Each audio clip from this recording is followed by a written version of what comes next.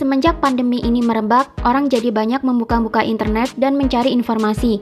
Jangan salahkan masyarakat jika akhirnya banyak yang mengublek-ublek sejarah, perekonomian, dan membaca berita dari seluruh penjuru dunia karena pandemi ini membuat orang-orang jadi nggak punya aktivitas. Sebelum pandemi ini ada, kita sering memandang sebelah mata tentang pemaparan bumi datar dan elit global. Kita anggap dua hal ini adalah isapan jempol dan dongeng cocok logi belaka. Tapi semenjak work from home dan di rumah aja, orang akhirnya browsing-browsing kan? Dan gak sedikit juga, akhirnya orang dengan follower dan subscriber banyak akhirnya berpikir tentang ada apa di balik COVID-19 ini. Kok aneh sekali? Mulai dari kepanikan dan ketakutan yang tercipta sangat luar biasa. Pasien yang menderita karena kanker jumlahnya jauh lebih banyak ketimbang COVID-19. Tapi kenapa berita COVID-19 ini dibesar-besarkan di media? Dan kenapa setiap negara seolah-olah dipaksa untuk lockdown? Apalagi kalau saya ngobrol sama teman saya yang berprofesi sebagai dokter, dia sendiri menemukan banyak kejanggalan di virus ini. Jurnal medis yang hampir setiap hari diterbitkan membahas virus ini memuat data-data yang berbeda-beda. Yang semula COVID-19 hanya menyerang pernafasan, terakhir ada yang menyerang otak segala. Yang semula masa inkubasinya hanya 14 hari, sekarang ada yang nulis katanya bisa sampai 28 hari. Yang semula katanya hanya menginfeksi manusia ke manusia, sekarang ada macan ketularan COVID-19. Terus, sekarang negara-negara di dunia pada merugi. Gara-gara lockdown, bisnis banyak yang tutup. Gelombang PHK pun tak terhindarkan. Orang mulai stres di mana-mana. Lalu tiba-tiba pemerintah ngutang buat ngatasin pandemi.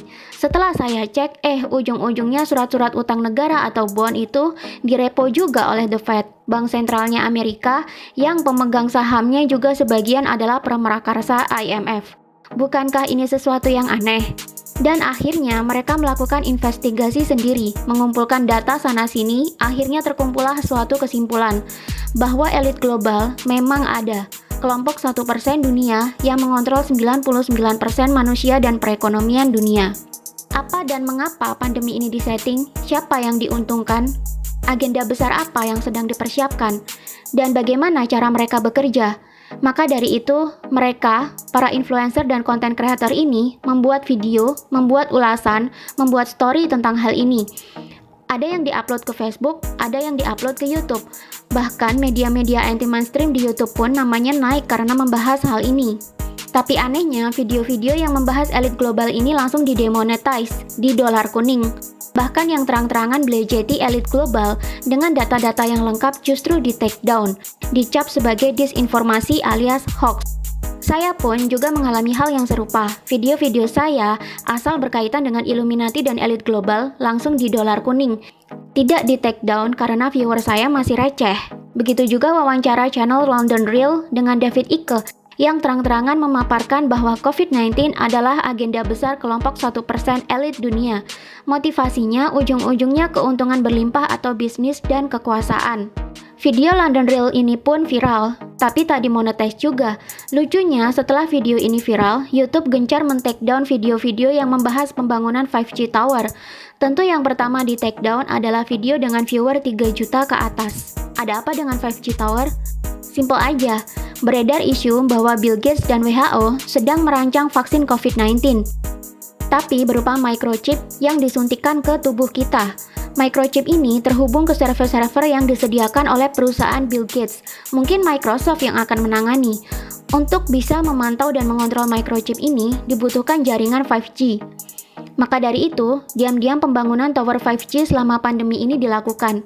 Saya tidak tahu apakah di Indonesia sudah dibangun. Tapi di luar negeri, seperti di Inggris, pembangunan tower 5G ini dibakar. Dan di Aussie mengalami protes massa. Tentu saja aksi ini dianggap sebagai misleading dan disinformasi yang merugikan oleh media-media mainstream dunia. Kelompok yang berusaha menggagalkan pembangunan tower 5G ini dicap sebagai ekstremis. Kembali ke YouTube, bukankah aneh jika YouTube gencar menghapus-hapusi video yang membahas soal ini? Tak hanya video yang terang-terangan membahas soal elit global, tapi video Deddy Corbuzier yang katanya membahas kesembuhan pasien COVID-19 di Aceh pakai ganja yang berhasil mencapai jutaan viewer tiba-tiba dihapus oleh YouTube. Beberapa hari sebelumnya, WHO sibuk membuat artikel di media-media mainstream bahwa kloroquine adalah obat berbahaya dan hoax jika kloroquine bisa menyembuhkan COVID-19.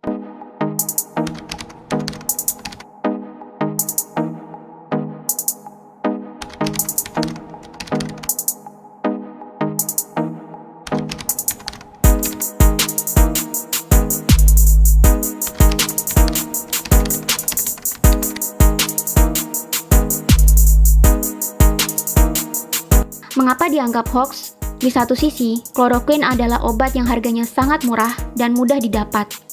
Apakah karena WHO sudah mempersiapkan vaksin sendiri dan takut vaksinnya tidak laku? Lalu bagaimana dengan Bill Gates? Bill and Melinda Gates ternyata sekarang adalah pendonor utama untuk WHO, right after Trump closed the US funding to World Health Organization. Berapa jumlah pendanaan Bill and Melinda Gates ke WHO? More than 1.500 million US dollar atau 23,2 triliun rupiah menurut kurs hari ini. Oh ya, Bill and Melinda Gates Foundation ini juga menjadi pendana utama untuk Gavi loh, Global Alliance for Vaccine and Immunizations yang berfokus dalam riset dan produksi vaksin. Berapa jumlah pendanaan Bill and Melinda Gates ke Gavi? More than 3,000 million US dollar atau 46,5 triliun rupiah menurut kurs hari ini.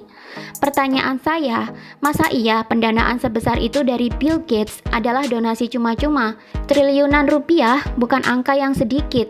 Bill Gates adalah pebisnis ulung, tak mungkin memberikan uangnya secara cuma-cuma sebanyak itu. Timbal balik apa yang dia harapkan? Tentunya yang bisa membuat pendanaannya kembali dalam jumlah berkali-kali lipat dong. Saat ini, Bill Gates sibuk membuat klarifikasi di media-media mainstream, sibuk mengatakan bahwa program microchip untuk vaksin COVID-19 ini adalah hoax dan dia playing victim, mengeluh bahwa dia adalah korban hoax. Jika benar ini hoax, mengapa petisi untuk Bill Gates mencapai angka 200.000 tanda tangan? Petisi ini berisi tuntutan masyarakat ke Gedung Putih untuk mengusut dugaan kasus malpraktek medis Bill Gates melalui program vaksin yang dia rintis.